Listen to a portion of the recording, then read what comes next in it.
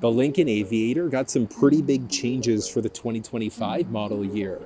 There are some changes on the outside that are pretty nice, like the higher profile grille, but there is a completely reworked interior. New cluster screen, new infotainment system with a boatload of new features. And in this video, you're going to learn everything you need to know about the 2025 Lincoln Aviator. Pricing for the Aviator in Canada starts at $78,500 versus down in the States at $60,500, and the price goes up from there. There are 3 primary trim levels of the Aviator available, but Canada only has the option for the Premier or the Reserve, whereas the US still has the option for the Black Label, which is the creme de la creme with every available option. I would still really like to see an available Black Label in Canada, but even still, when you get the Reserve with the Reserve 201A pack, it's fairly loaded and gets very close to what you'll find inside of the Black Label. This Aviator is the Reserve 200, so it's the entry-level Reserve trim. And it's also in the Infinite Black Metallic paint, which, when the sun hits it nicely, looks incredibly sharp. Inside of the Aviator, you're looking at least a 21-inch wheel, and that's going to go up to an available 22-inch with different styles. The 21-inch do look pretty sharp, but I'm a huge fan of the available Jet Appearance package, which is going to give you blacked out wheels and some blacked out highlights that you're not going to find without that Jet pack. So if you're a fan of something like black on black, you're going to really love that Jet pack. One thing that separates the pricing outside of the exchange rate between Canada and the States is that looking at the US models, it's rear-wheel drive standard with the option of moving into an all-wheel drive system instead. In Canada, we strictly have Lincoln's intelligent all-wheel drive system as the only option. Rear-wheel drive is okay if you're in the southern states, but if you're in northern states or in Canada like me, you're going to want to go all-wheel drive. Handles infinitely better in wintertime in comparison to rear wheel. The front end style of the Aviator year over year looks really different, specifically in the grille. Taller profile, but the overall styling looks fantastic. You are going to find LED headlamps inside of the ride, but when you get into the US Black Label, those are adaptive headlamps as well, which means that as you're going around bends, the lights are going to follow the bend to make illumination a little bit easier. But regardless, the LEDs you're going to find here are solid. There's a lot of technology you're going to find inside of the ride too. There's a forward sensing system along with a front-facing camera, so there is a full 360 view. Unfortunately though, you're not going to find park assist in the Aviator. So Lincoln took that out a couple of years ago and they haven't brought it back in, and I don't think we're going to be able to find an option anytime soon, but you do have all the necessary park sensing systems inside of this ride. Underneath the hood of the Lincoln Aviator, there's only one powertrain that's available, and that's this 3-liter turbocharged V6 that pushes out an impressive 400 horsepower and 415 pound-feet of torque. I love the performance you're able to find inside of this ride. And then the warranty inside of the Lincoln world is pretty solid. Your basic is a 4-year, 50,000 mile. Powertrain gets bumped up to 6-year, 70,000 mile and 110,000 kilometer, which is solid. And then if you needed a little bit more peace of mind, you always have the option of increasing the warranty at time of purchase.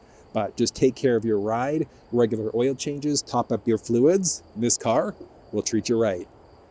You're going to find LED tail lamps inside of the Aviator along with quad tip exhaust. Technology-wise, there's a reverse park sensing system, backup camera, and then the rear wiper is hidden. It's actually kind of neat the way that Lincoln's designed that. You do also have the option of towing inside of the Aviator. And when you get the tow option from the factory, the cover, incredibly easy to remove. There's a 7 and the 4-pin wiring harness, and then the receiver as well. Towing capacity inside of the Aviator this year has dropped year over year. So you're maxing out at 5,000 pound towing capacity inside of this ride, which, I mean, is still pretty respectable. Small boats, trailers, things like that. This car will have no problem pulling them.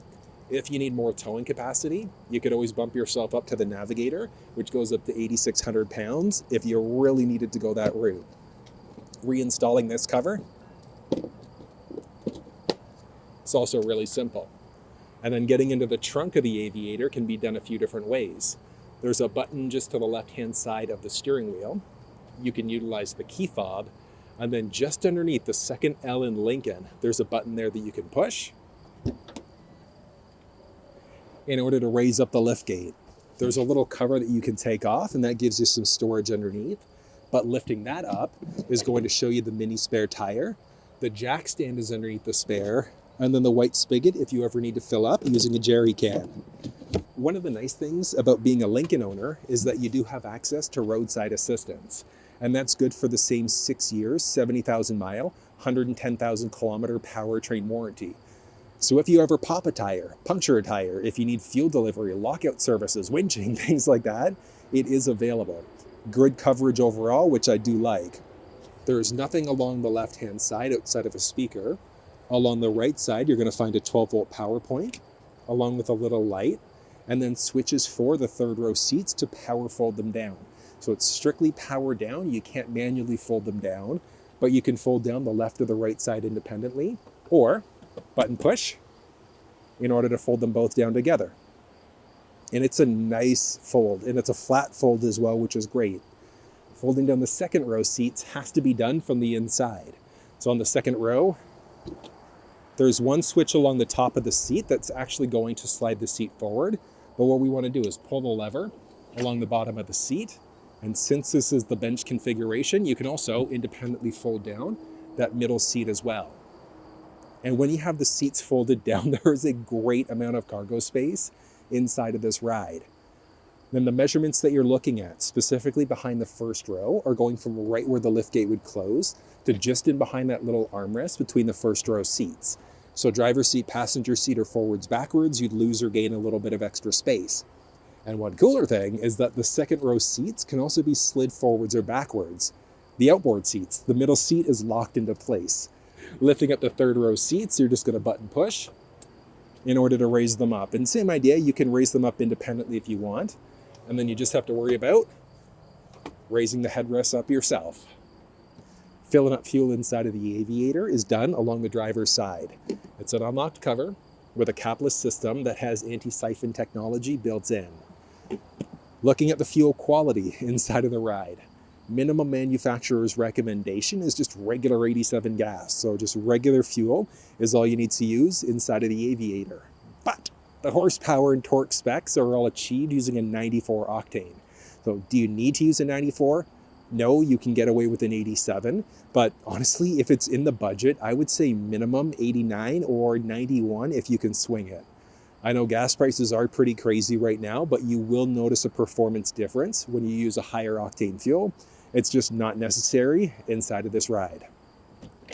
Getting into the first row, incredibly easy.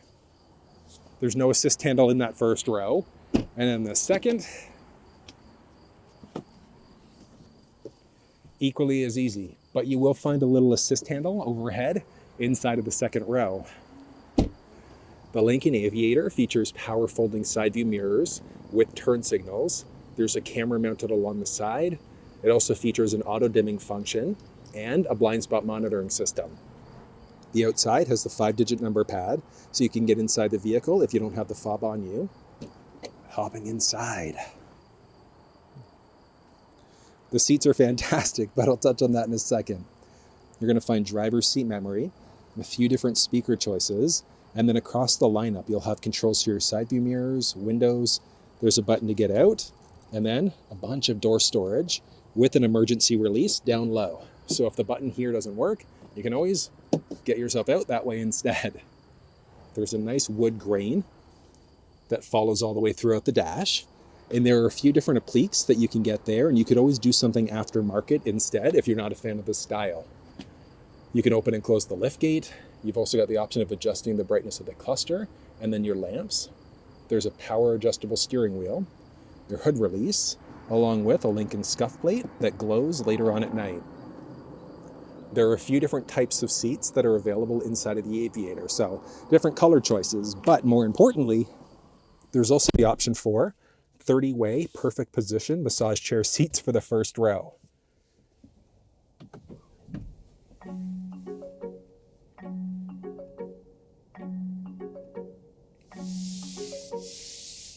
taking a peek at the steering wheel as well as the cluster screen inside of the Lincoln Aviator. And this is the all-new model. So in this video, I'm going to show you everything that you need to know.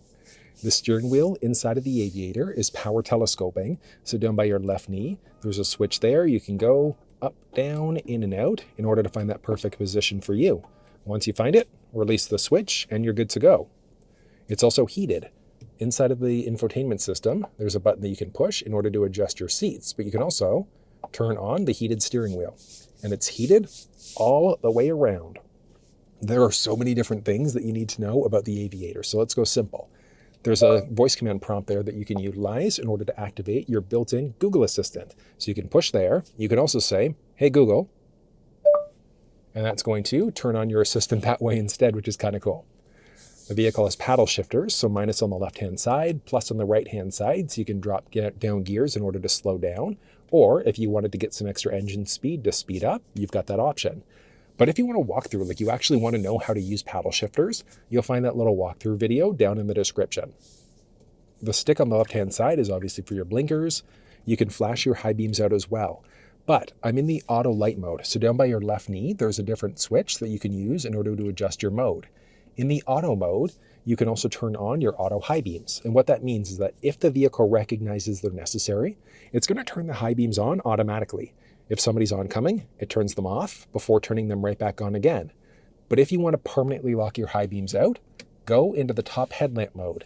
And when you do that, you can push away to permanently lock your high beams out, pull towards you in order to turn them off. There's also a button on the tip of the stick, and that's for your lane keeping system. So that works 3 different ways. Way number 1, if you start to veer over into another lane without signaling, it's either going to give you a steering wheel shake. Way number 2, it'll nudge you back into your lane. Way number 3, it's going to do a mixture of both. But that's all based off of how you have it set up inside of the system here. So your driver assistant settings with your lane keeping system. So there are different options available there. Stick on the right-hand side is going to be for your wipers. You've got your front wiper control there. If you're in the auto wiper mode, you can also use the switch here in order to say how fast the rain is hitting the windshield. Go into one of the hyper modes instead. There's a button on the tip of the stick in order to turn on your rear wiper. You're going to pull towards you for the front wiper fluid and then push away to get that rear wiper fluid going instead. And then so many different buttons. So you could, if you've got presets set up, go this way in order to be able to adjust your presets. You can also do a push and hold in order to seek instead. But honestly, your best bet, 97.7 FM. Okay, streaming 97.7 FM. Your best bet is just to adjust that way instead. It's so much easier.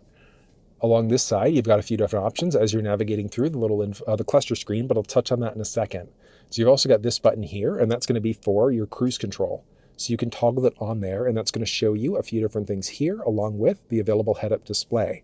And the head-up display, nice and subtle. But before I get there, when you've got the cruise control system turned on, you could set your speed and then increase or decrease 1 kilometer or 1 mile per hour at a time. You can push and hold up in order to go to the nearest 10, essentially, kilometers per hour, or up 5 miles per hour, I should say. And then you can go down 10 kilometers an hour or 5 miles per hour by pushing and holding. So if you're at, let's say if you set your speed and you're at 37 kilometers an hour, push and hold up will bring you to 40, then 50, then 60, etc. It works the opposite for minus. Along this side, it's going to be your distance indicator. So it's how close or far are you away from the vehicle that's in front of you. I want you to think of that one like a 1 Mississippi, 2 Mississippi type of a rule. I personally find level 1 is fine on residential streets. I'm usually in level 2 on the highway, but that's going to be a matter of personal preference. You can hit the brake to pause your speed, you can hit cancel to pause your speed, and then just resume to resume your previously set speed instead. But there are 3 different types of cruise control. You've got normal cruise, which is exactly that. If you set it at 100, it's going to keep you at 100. If there's a car in front of you, it's not braking. With adaptive, if there's a car in front of you, you've got it set at 100, it'll automatically slow you down. If they change lanes, you change lanes, or they pick up speed, it's going to pick you back up to your previously set speed. And then there's also blue cruise, strictly on highways and interstates, but if the vehicle has it available, so if it's available on this road that you're on, it's full hands-free driving. So it's going to control not only the steering wheel, but also the gas and the brake. So you really don't have to do anything but pay attention. because there are cameras there that are going to watch your eyes. So it is complete hands-free driving, and it is so good inside of this ride.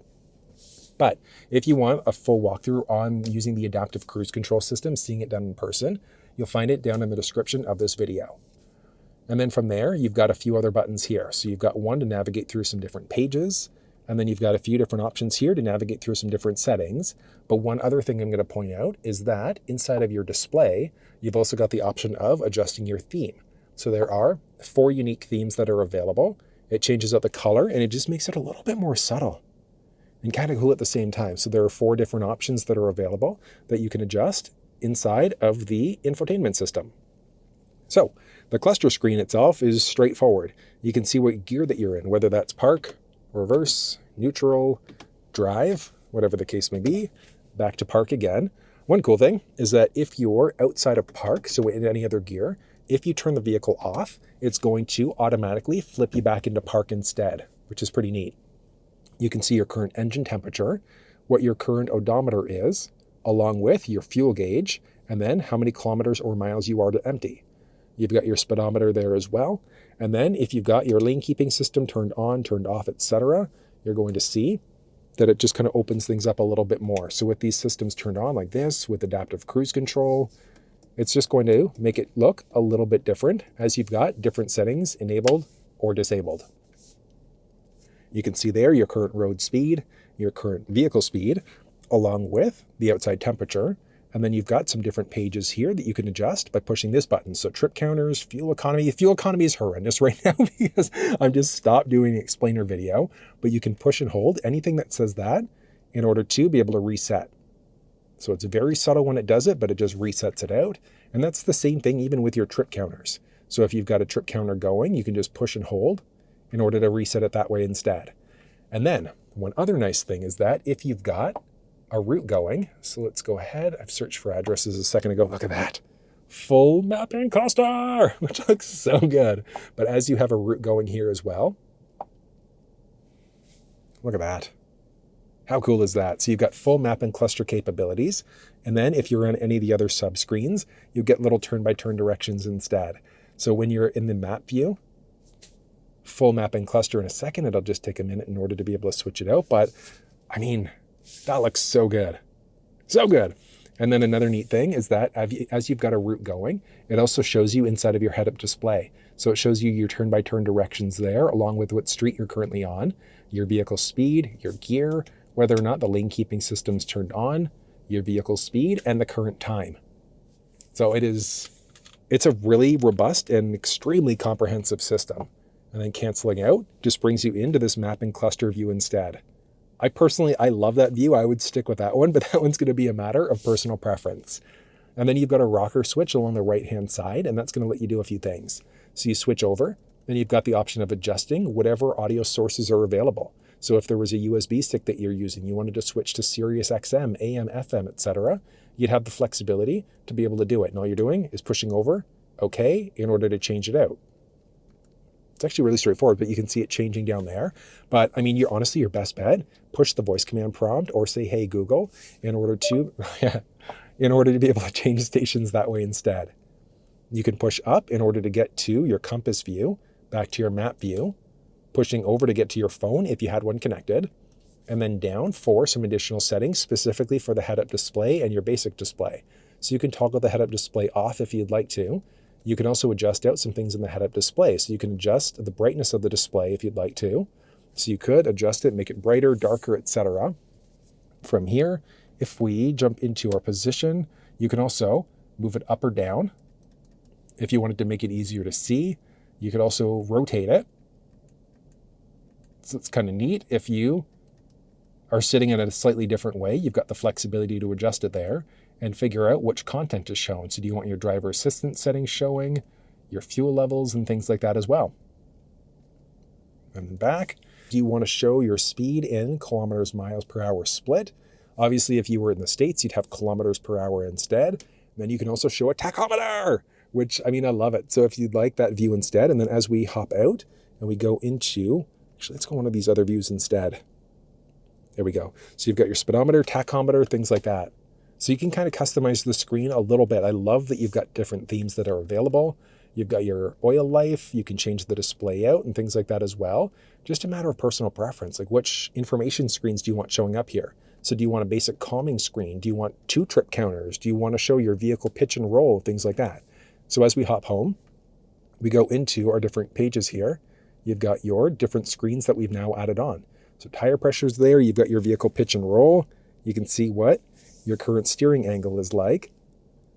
There's a basic map view, and then into a more calming view instead. Hold on, watch this.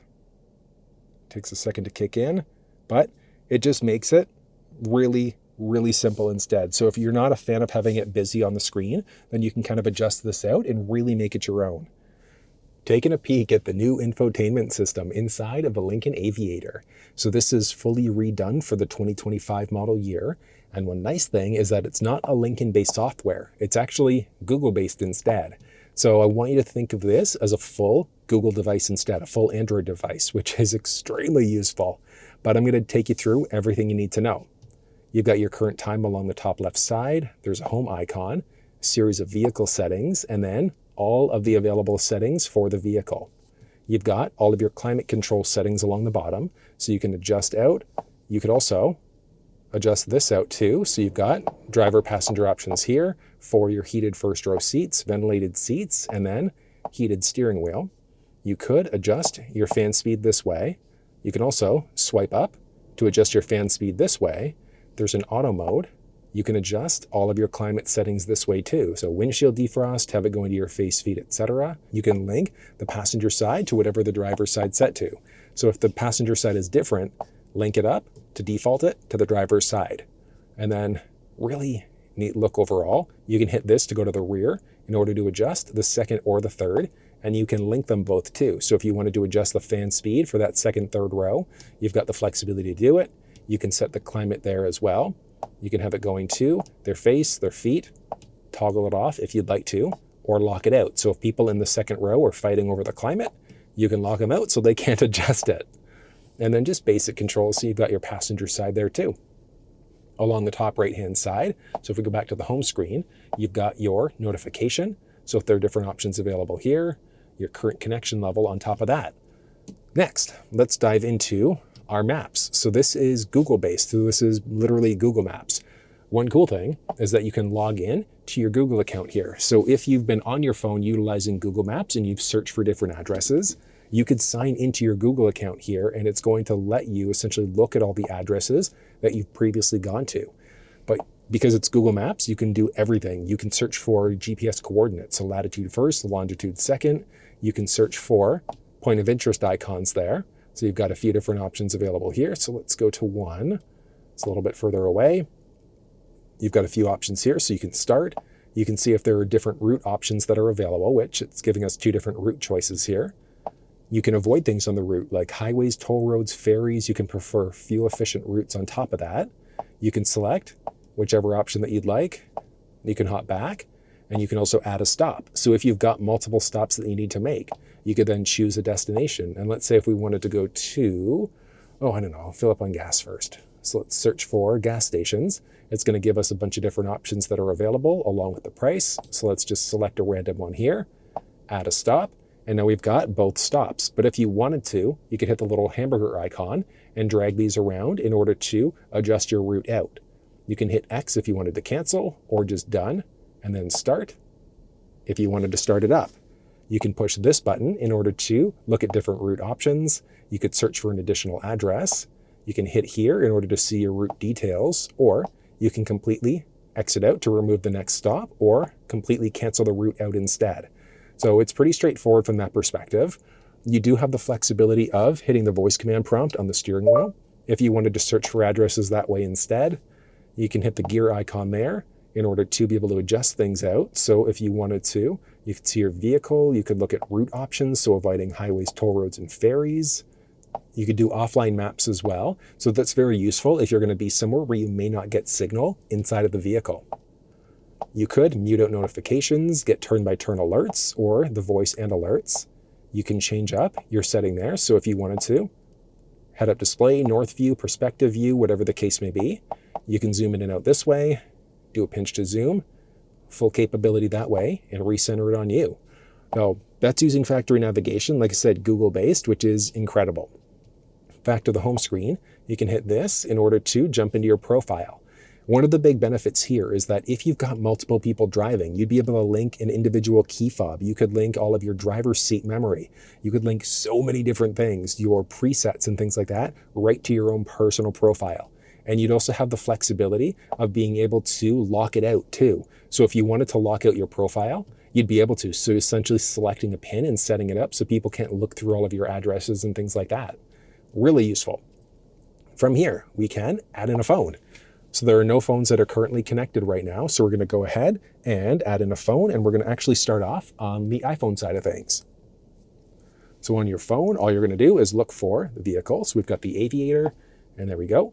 Do I want to pair? The PIN numbers match up. So yes, we're going to pair, and yes on the phone. Right. Do I want to allow contacts and favorites to sync up? It's not my car, so I'm going to say no to that one. Obviously, if it was yours, you would say yes. 911 assist, I absolutely recommend saying yes to that one. And one of the big benefits there is that if you're in a major accident and your phone's connected, it's automatically going to dial 911 for you. So very useful from that perspective. Do you want to use contacts and names in order to, just hit continue there, doesn't matter. And then one nice thing, you've got wireless Android Auto and Apple CarPlay support. So do you want to use CarPlay with the Aviator? I'm going to say yes there, but one cool thing is that it is backwards compatible. So you could use either USB or USB Type-C, so A or C, in order to be able to go that way instead. So you can see along the screen here, it's basic. So these buttons along the outside and down low are always locked into place until you hit this little full screen icon, and that essentially just leaves climate and stretches the screen across. So it's like a truer full screen instead. And minimize, but that looks really solid either way. I want you to think of this as your basic home screen. You can swipe across to get to your icon view, push here to get back home. You've got your current time, connection, and battery level, which map was open last, which audio application was open last, which miscellaneous application was open last, and then to your icon view. This screen is going to be slightly dynamic, so you're always going to have which map application was last opened. The search bar will be there, and then if you've got any audio playing. If you've got a calendar notification coming up, that's going to show up there. If there's no calendar notification today, the search box and this box will essentially be split in half there instead. So it's, like I said, kind of customizable, but not to a degree. You can swipe across in order to adjust a few things out. You've got Google Maps, Apple Maps, and Waze, with my favorite map application being Waze. And one of the big reasons why is because as you start driving, you'll notice people have marked off red light cameras, if there's any sort of construction going on, if there's crazy traffic, if there are cops pulling people over, things like that. People are pretty good at marking these things off. And then you can also mark things off yourself. So if you see that there's a cop pulling people over, if there are hazards on the road and things like that, you can mark it off yourself. So I personally prefer Waze, but that's a matter of preference. Now, the screen does technically have video playback support, and that's strictly going to be through YouTube. So YouTube videos when you're parked, but through CarPlay, you don't have video playback support as of yet. So you can strictly listen to YouTube music, VLC for audio and things like that, but you can't watch videos through Apple CarPlay, like I said, as of yet. You can go through your custom settings there in order to customize things like adjusting the wallpaper, driving focus, so it essentially mutes your notifications and things like that. But it's straightforward. But it's straightforward using this. And you do have the flexibility of being able to customize the screen a tiny little bit.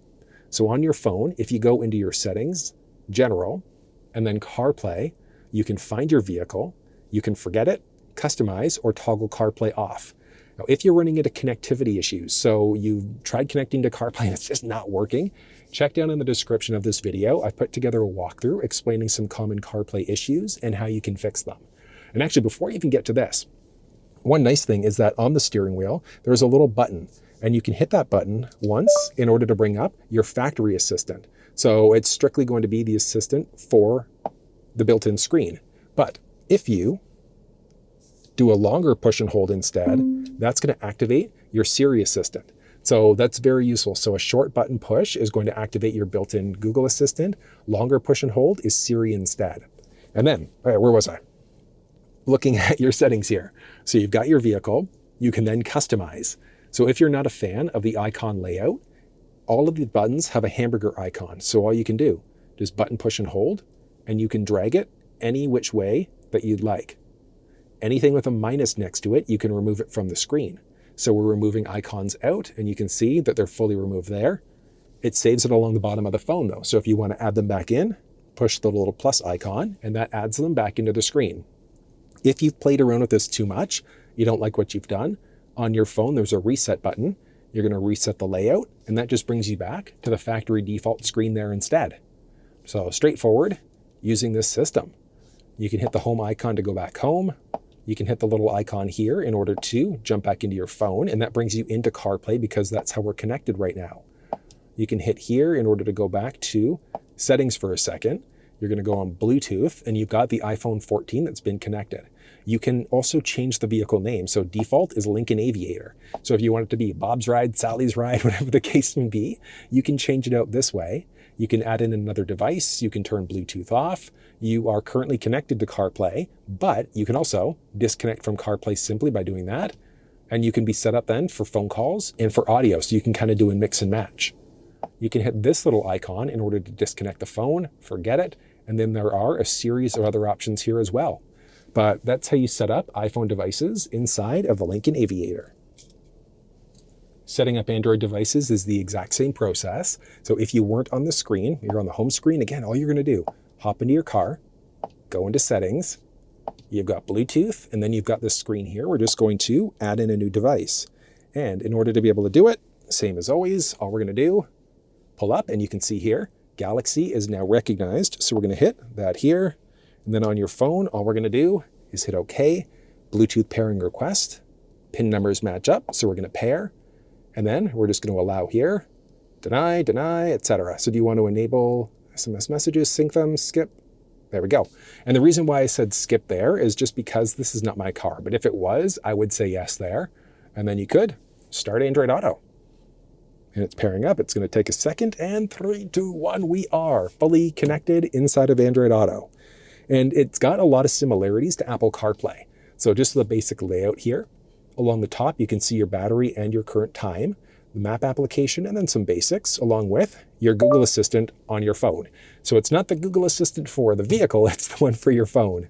And then similar to the iPhone side, you can do a longer button push and hold in order to activate your phone assistant. And then a short button push would be for the built-in assistant instead. Now, one nice thing that I like about Android Auto is that the maps are pinch to zoom, but it's not that way on the Apple CarPlay side of things. One thing that you could do, if you hit the map here, that's going to bring you into like a fuller screen, Google Maps instead. And very similar to the Google Maps that we saw built into the screen, you can look at your route options. There's satellite view inside of your phone navigation here as well. And alerts, head-up mode, north up, etc. You could hit this little button in order to get to your little split screen again, and push it again in order to get to some additional options here. Now, one thing, I do obviously have Waze installed on this phone, but if you've got Waze set up on your phone and it's not showing up properly, check down in the description of the video. I've put together a little video explaining how to add Waze into your vehicle if it's not actually showing up here.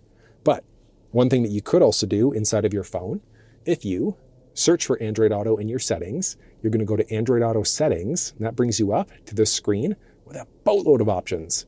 What we're looking for is Customize Launcher. So when you hit Customize Launcher, you've got this little hamburger icon, and same idea. So you can drag it around there. Anything with a plus next to it or a check mark, you could deselect it. But it's not dynamic the same way it was on the iPhone side of things. So if you want the changes that you've made here to come into effect, all you have to do, your car icon, settings, you're going to go into Bluetooth, you're going to disconnect from Android Auto, you're going to reconnect to Android Auto, and in just a second here, hop into your icons. You can see there that the changes that we've made have now come into effect. So it's not dynamic the same way it is in Apple CarPlay, but you've still got the option of adjusting these out if you'd like. Then if we hop back home, you can hit the little Android Auto icon in order to hop back in. And this is as full screen as it's going to get. So you don't get true full screen like what we saw on the iPhone side. If you hop back home, go to your settings, go to Bluetooth, you've got both phones that we've connected. So you can either be hooked up to Android Auto or Apple CarPlay, not both. But one cool thing is that you can be hooked up to one phone for phone calls, one phone call, or one phone, I should say, for music. So you can do a mix and match here. So it's either Android Auto, Apple CarPlay, but you can do a mix and match of these 4 instead. And then if you wanted to delete a phone from the vehicle, you can disconnect or forget. And we're going to forget that. And let's remove the Android. And let's do the same. We're going to forget and forget. And both phones are now disconnected. And it's that easy setting up Android and iPhone devices inside of the Aviator. Okay, and if we hop back home here, next up is going to be media. So media, you've got a boatload of different options that are available too. So you've got AM, FM, SiriusXM, USB, Apple CarPlay, Android Auto, things like that. There are so many options. So if we look at the SiriusXM side of things right now, I don't know if this is actually, oh, okay, so it is actively working. So it's loading right now. This is a brand new car with only 100 kilometers on it, but you can see here different options that are available. So let's actually get out of that. And you've got your SiriusXM. You could pause the song, rewind it, change channels, hit this little icon view in order to have it remember the song or the artist. So if you're a big fan of either song or artist, if it comes on when you're on any station, any screen, it's going to notify you. So you could save it simply by tapping either or, and then just hit done. Straightforward. You can see related views as well. So exit out of that. You could also save a bunch of presets down here. So in order to save one, all you're going to do is tune to whatever station that you'd like to. And then once you've tuned, all you're going to do is button push in order to save it. You heard there, it's saved. Nice and simple. If you go to FM for a second, you could search for stations this way. There we go. So we've tuned in. You could change out your stations this way. You could also button push there in order to add in a preset. And it's that simple doing it. Though last year's model gave you a mix of AM, FM, SiriusXM, but this time, or this year I should say, everything's separated out instead. So SiriusXM's its own thing. But if we tune to another station here, and then just push the plus button there, you can see we've adjusted that, and then you can just do a drag and drop if you wanted to rearrange your presets. So if you've got a bunch of presets selected, so that gives you the flexibility of being able to adjust these out. I mentioned USB music is there, news and things like that. But that's using media inside of the ride. If we hop into our little car icon here, you've got the option for ambient lighting inside of the vehicle too. And ambient lighting, you've got a few color choices that are available. So they are subtle, and you're going to find them in a few different spots inside the vehicle. So as of right now, so it's bright outside so we can't see them, but if you go into your light on mode, you'd be able to see it very subtle down by my foot, and then inside of the cup holders there as well. So you're going to see it strategically, like you can see it through there, but it's strategic throughout the vehicle, and you can adjust the brightness of the ambient light as well. Auto holds available there. That's kind of a neat one because if you're in drive, you come down to a stop, take your foot off the brake, the car's not moving. Seats, you can button push there in order to do it, so it's straightforward. You can adjust your lumbar support, but there's also a button along the driver's side door and the passenger side in the first row. You can push in order to get there instead. So you can adjust your lumbar support, but if you were in the option with the massage chair seats, you'd also be able to adjust out your massage chair seats that way. There's valet mode, so you enter in a 4-digit number and it essentially locks the screen out so people can't look through your different options. You can see your vehicle status for your tire pressure along with your oil life. And then there are a series of different settings. So let's start off on the sound side of things. You can adjust out your tone, so treble, mid-range, bass. I usually recommend bass up 1 in this car, mid-range down 2, and then treble down either 1 or 2. In my opinion, that gives pretty good audio, but that's going to be a matter of preference. So what I actually recommend here, play one of your favorite songs and then adjust these out until it sounds perfect for you. You can adjust the balance and fade, so driver focused, rear focused, whatever the case may be. Recenter it back to 0. There's speed compensated volume, so as you're going faster or slower, it's automatically going to adjust the sound for you. There are basic volume settings where you can adjust your phone volume, call volumes, audio, and things like that. You can set default ringtones, so there's a lot of customization, again, because this is an Android device. And then there are a boatload of driver assistance settings. So you've got cruise control with technically 3 different options. So there's normal cruise, adaptive, and then blue cruise, which is full hands-free driving. Lane centering is a really cool one. So what that's going to do with hands-free, it's going to keep you perfectly balanced in your lane. It is really, Really neat. And then in-lane repositioning is a pretty cool one too. So when you're driving on the highway with Blue Cruise enabled, what it's going to do is that if there's a car on either the left or the right side of you, what it's going to do, if that car is starting to hug over into the lane a bit more, it's going to shoot you over into the outer part of your lane instead. So it's still going to keep you in your lane, but it's going to move you over in order to minimize the potential impact if the person veers over into your lane. It's really cool. Lane change assist, so you hit the turnstile to go left or right, it's going to check next to you, and then it's automatically going to change lanes for you when you've got that Blue Cruise system turned on. Activation prompts, nothing exciting there. Predictive speed assist. So if you're going around a bend, the vehicle can automatically slow you down, and then it's also got the option of adjusting your speed. So if it goes from 100 down to 80, it can decrease your speed. If it goes from 80 to 100, it can increase your speed. But that's also based off of a tolerance level. So you can go up to 16 kilometers or 10 miles per hour over or under. So are you okay with going a little fast, a little slow, and then it'll adjust your speed out as necessary. But if you want to actually see the cruise control system used in person, check down in the description of this video to see how it's done. From here, there's pre-collision assist. So the vehicle can automatically brake for you if it senses a potential collision. Blind spot system. If somebody enters the blind spot on either side of the vehicle, you're going to get a little notification there letting you know somebody's there. Cross traffic alert. If somebody's coming perpendicular as you go to back up, so from the left or the right, it's going to let you know of a potential collision. If you're backing up and you don't see an obstacle, or even if you do and you're still backing up, it can automatically brake for you.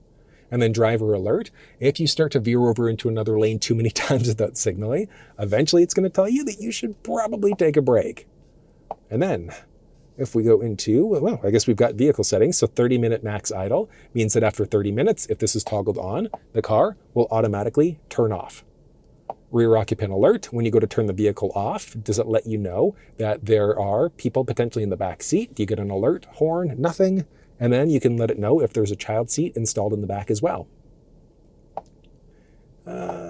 Easy entry exit. If you've got this one enabled, what it's going to do is lower your seat and back it up for you to get in and out of the vehicle a little bit easier. Alarm system, you can have it always ask on exit. You can turn on the interior motion sensors, and those motion sensors are strategically placed throughout the vehicle. Remote start setup. So you can either remote start through the Lincoln Way app, or you can remote start in the Keyfob, but you can fully disable that. And then if you remote start, what happens? Is the vehicle going to determine the climate control automatically, or is it based off of your last settings? Do you want the heated seats, steering wheel to come on automatically, ventilated, whatever the case may be, based off of the temperature outside? And then how long do you want the remote start to last for? So 5, 10, or 15 minutes? Straightforward. There's the option for windows where you can open and close using the fob. So let's hop outside and I'll show you how that process works. So if you double push the unlock button, watch what happens. So we're going to go 1, 2, and hold. So 1, 2, and hold. Watch this. Down go the windows. You can push the lock button to pause it part way and then double push again in order to continue the process. When it's rolling down, you can release the fob, but that rolls down all 4 windows. So driver, passenger side. And then if you push the lock button twice, so you're going to go 1, 2, and hold on the lock. It's going to raise the windows up. So you can release it as it starts going. That's really cool, and I love that it's open and closed. There are also wipers here. Courtesy wipe, if you've got your wipers going. After the wipe cycle, it's going to go one more time to get rid of any excess liquid. Let's see. Power liftgate, you can disable the button in the back. Options for locks. The big one here is going to be your remote unlock. So when you hit the unlock button along the key fob, do all doors become unlocked, or is it strictly going to be the driver's door instead? Mirrors, you can have them auto fold, yay or nay. So when you go to lock the vehicle, do they automatically fold in? Unfold when you go to unlock. There's a door keypad code. And then you've also got, where were we there? Vehicle, backup start password. So that's if you're using your phone as a key. So the big benefit there is that if you're using phone as a key and your phone's died, you can use the 5-digit number pad on the outside to get in, and then use the backup start password in order to start your vehicle up instead. But if you want to walk through on how that's done, check down in the description of this video. Here, there's a series of system information. The big ones here, you've got your language and input. So you could change the language that you like to so many different options. And this is going to be based off of your geographic area. You've got keyboard information, text to speech. Units is a useful one. So you can change between either Celsius or Fahrenheit. And you can see as you do that, actually, hold on, we're gonna have to go turn it up here. There you go. So you can see there along the screen, it adjusts out what your measurement units are there instead for your temperature, and then your physical measurement units inside of the cluster screen. So if you wanted to switch to miles, etc., you've got that flexibility to be able to do it. And from here, you've got your measurement units for your tire pressure, so PSI or KPA. Time is a useful one. So you could set the time zone automatically.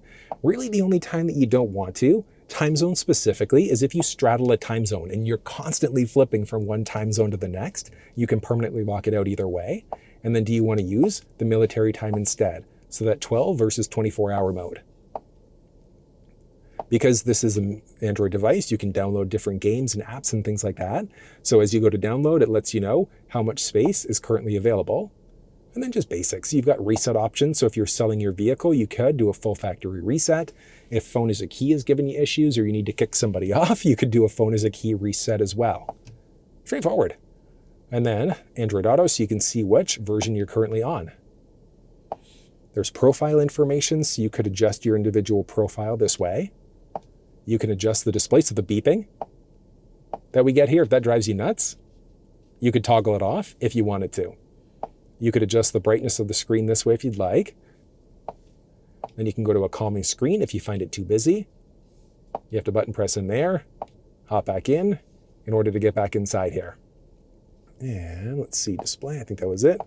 Network and internet, nothing exciting. 911 assist, again, you want this one turned on with your phone connected because if you're in a major accident, it'll call 911 for you. You've got your voice assistant, so if you hit the voice command prompt on your steering wheel, that's going to be the assistant this way. You can hit the little icon here in order to do the different things. So if you said, hey Google, it's going to turn on your assistant there instead. And that's where you can go to change songs, radio stations, navigate using your voice. You can adjust climate using your voice and so many other things. You've got your location data, nothing exciting there. Notifications if there were any available, basic privacy information so you can change app permissions if you didn't want certain apps to control certain things. There is an ad manager here technically. I haven't seen any ads inside the vehicle though, but there is a possibility because this is an Android device. And then whether or not you share any information with Lincoln, yay or nay. This is where you're going to go in order to set up a profile lock. So if you wanted to enter in a PIN number, things like that, you'd have the flexibility of adjusting either a pattern, PIN, or a password if you wanted to lock out your individual profile. Basic accessibility options, some app information, nothing exciting there. And then some basic Google information as well. So ads, Google Assistant, sending feedback and things like that. And then you've got a boatload of other options here. And this is essentially just like a quick launch tray. So you've got your maps and things like that, but you could do a button push and hold in order to drag this around and customize it, which is kind of neat. So if you wanted things in its own custom location, you'd have that option.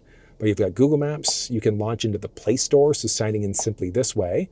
All you do is just scan your QR code that pops up here on their phone, and then you can sign in order to be able to download different apps like games. You could download things like Waze, etc. It's essentially whatever is available on the Play Store.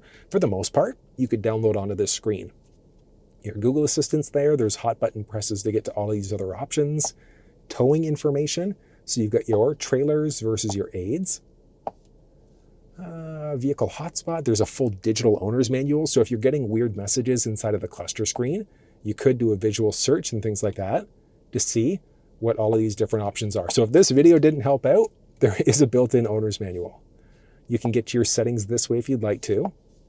There are games that are available, and you can actually even, once you download games, you can hook up a controller over Bluetooth in order to play games that way too, and it's so cool. And then you've got full video playback support inside of the vehicle as well. So it's strictly when you're parked, because the second you switch into drive, or I guess out of park, it's going to turn it off. But if you wanted to be able to watch videos, you've got the flexibility to do it. There are 3 different speaker choices that you're going to find inside of the ride. So you've got a 10 speaker system, there's a 14 speaker system, and then a 28 speaker Revel audio system as well. So a lot of different options that are available here. And you've got so many different things. So actually, let's go through and let's listen to our audio for a second here. So we're going to go USB, and oh, there we go. We can do play all songs, artists, etc. So let's go. They want me to do something that can make sense. They hate when I keep dreaming I'll be famous. The audio inside of this ride is so good, and that was just coming out of the microphone here, so there's no post-processing done there whatsoever. So this is the 14 speaker setup. So you do have the option for a 28 Revel audio system instead, but I mean the 14 speaker, you heard it there. Think they want me to settle. There's nobody on my level. They think that work is too stressful. The audio inside of this car is so good. There's also piano key shifters, a volume rocker, a full 360 camera inside of the ride, along with a few basic buttons here for climate, traction control, etc. Down low, you're going to find a little separation here. So neat styling, but there's a little storage compartment right down low, so an open storage tray. You've got a few other storage options here as well. So there's a wireless charge pad with 2 USB power points. So there's a USB Type-C and a USB. The screen does support wireless Android Auto and Apple CarPlay, but it's backwards compatible, so you could plug in instead. You've got a little storage cubby there, some cup holders that feature ambient light. There are a series of selectable drive modes with the animations. Honestly, I think they look fantastic. They're going to play with things like traction control, stability control, things like that when you're in the deep snowy conditions. Yes, you can see traction control is now turned off versus you're in the Excite mode. That's going to be the best possible performance. It's an absolute blast when you're inside of this ride. The armrest here features a boatload of power points. So you've got a few more USB Type-C with a 12 volt down there too. Mentioned you've got that wood grain that follows all the way through. There's a lockable glove box. And then just great visibility all around. Overhead, there's an auto-dimming rearview mirror, basic controls for your cabin lights, and then controls for your shade and the full panoramic sunroof.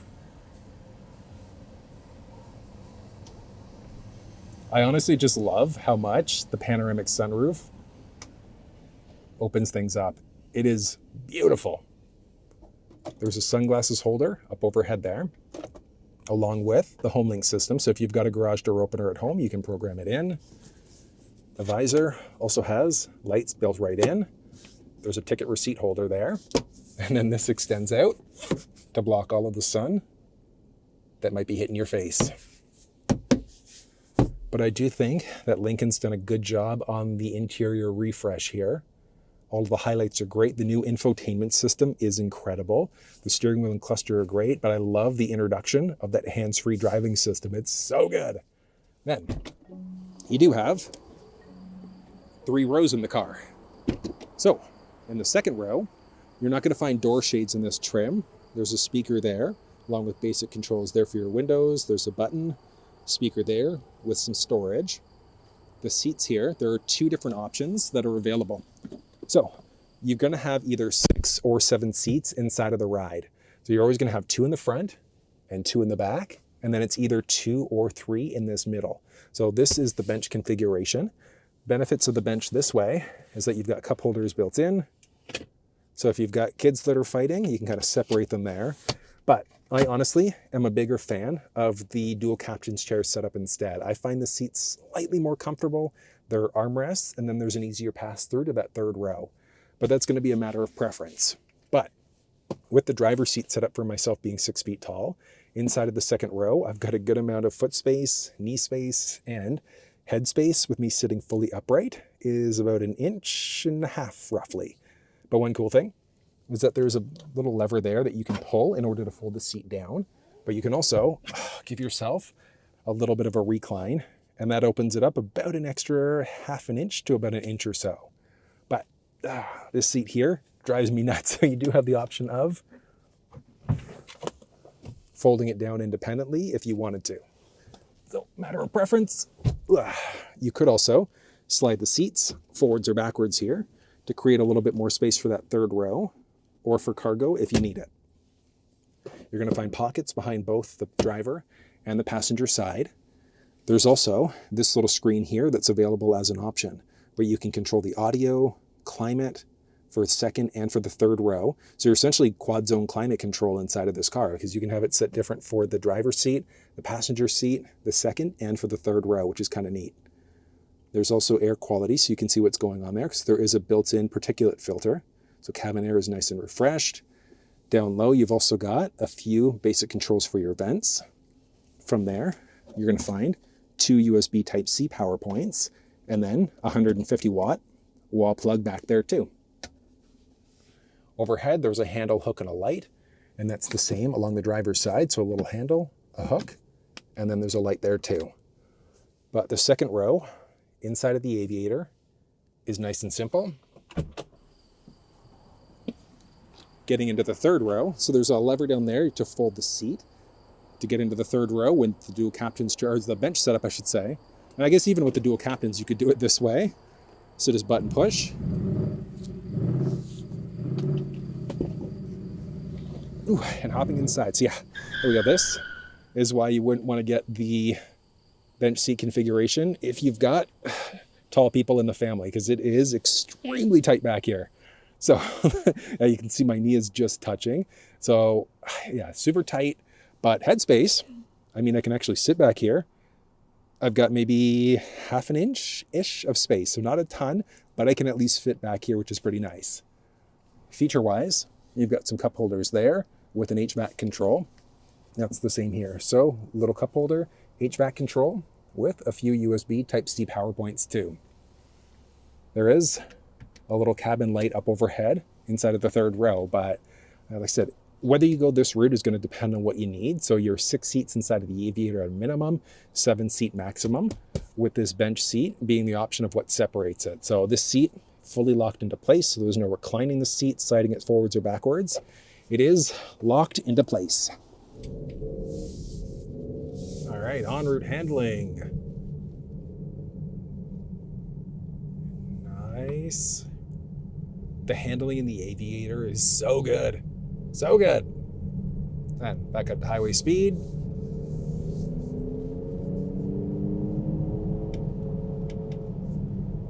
Beautiful.